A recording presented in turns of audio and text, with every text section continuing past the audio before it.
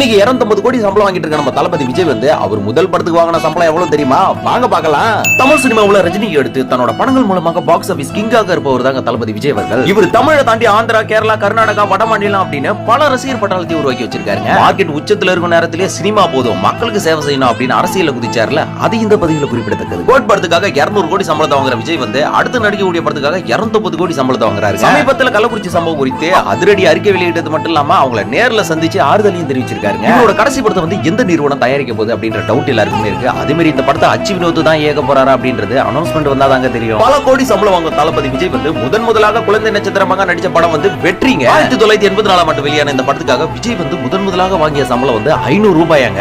இந்த தகவலை வந்து இயக்குனரும் விஜயின் தந்தையுமான எஸ் சந்திரசேகர் அவர்களே ஒரு பேட்டியில தெரிவிச்சிருக்காரு. தமிழ் சினிமாவோட அதிபதியா ஆகிறதுக்கு தளபதிக்கு வந்து அவங்க அப்பா முக்கிய காரணமா இல்ல தளபதியோட தன்னம்பிக்கை தான் முக்கிய காரணமா அப்படின்றத மறக்காம நம்ம கமெண்ட் பாக்ஸ்ல உங்களோட கமெண்டா பதிவு பண்ணிட்டு போங்க.